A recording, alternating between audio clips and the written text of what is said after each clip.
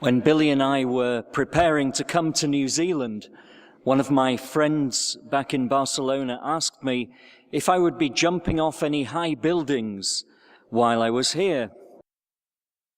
I have to say I was quite taken aback, because nothing could have been further from my mind.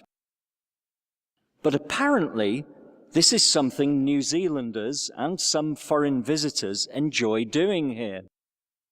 They attach themselves to an oversized rubber band and hurl themselves off the nearest high building or bridge, smiling as they do it. Here's the proof. An invitation I picked up in a local cafe to jump off the Sky Tower. I won't put you on the spot by asking for a show of hands, but I'm sure most of you have already completed this jump.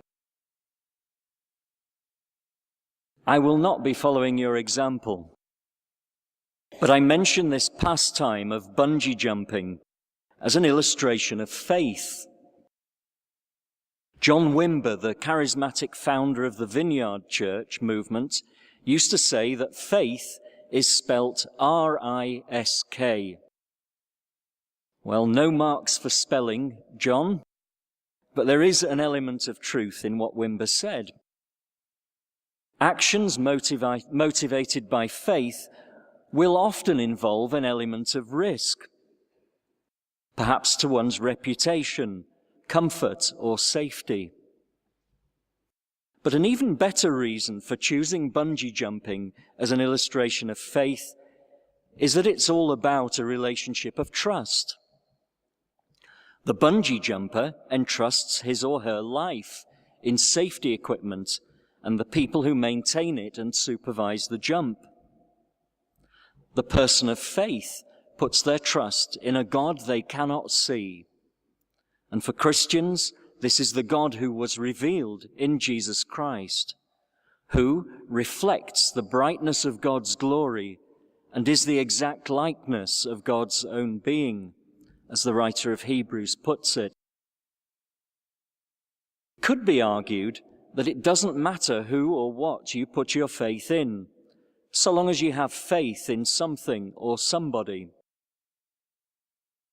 I have some sympathy with that point of view, perhaps most famously expressed by Prince Charles some years ago, when he said that if he becomes king, he intends to be the defender of faith, not the defender of the faith.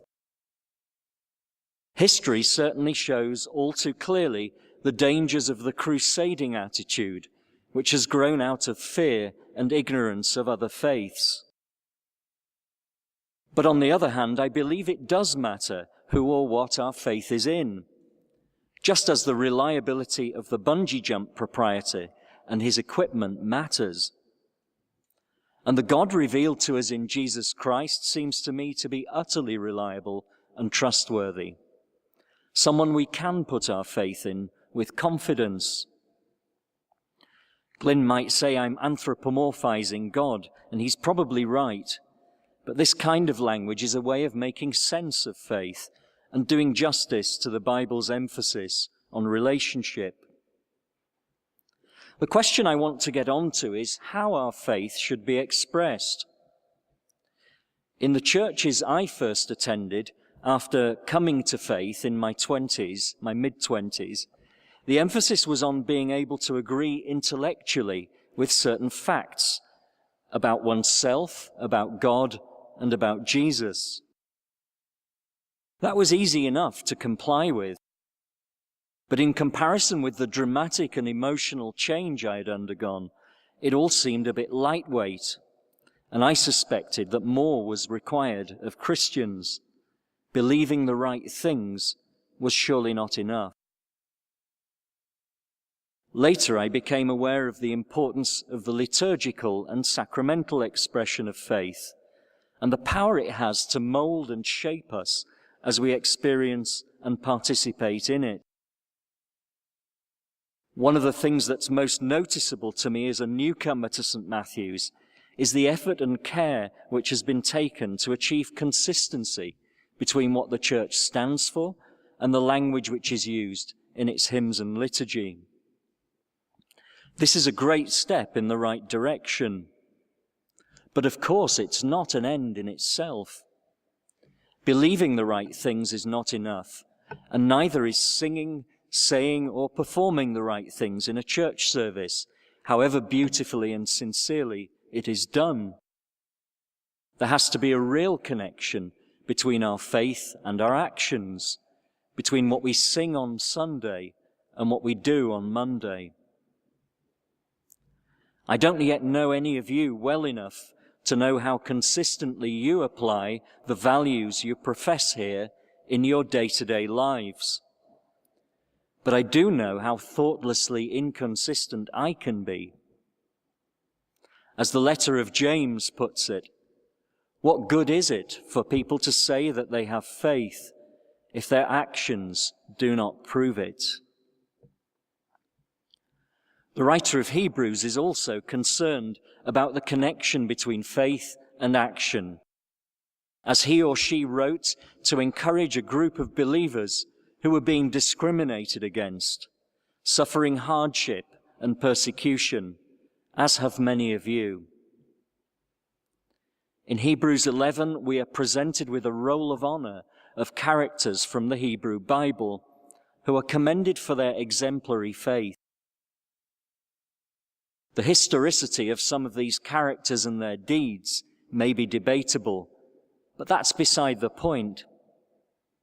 The chapter reveals a great deal about the faith and aspirations of this New Testament writer and the early Christian believers in general, and expresses fundamental human longings with timeless poignancy. Abraham, we are told, left his country, his own country, without knowing where he was going, as so many refugees still do. We learn that he lived in tents, waiting for the city which God has designed and built, the city with permanent foundations. The writer tells us that all these ancient characters died in faith without receiving the things God had promised. But from a long way off, they saw them and welcomed them and admitted openly that they were foreigners and refugees on earth. God gave them the grace to look beyond their own lives, to have concerns beyond their own lives. Projecting the struggle of their own generation back onto the ancients, the writer defiantly asserts it was a better country they longed for, the heavenly country. And so God is not ashamed for them to call him their God, because he has prepared a city for them. These words, written almost 2,000 years ago, would not look out of place in the biographies or obituaries of some of our more recent heroes who have campaigned for justice, freedom, and equality. I'd like my grandchildren to read words like these in my obituary one day. As Seamus Heaney reminds us, the way we are living, timorous or bold, will have been our life.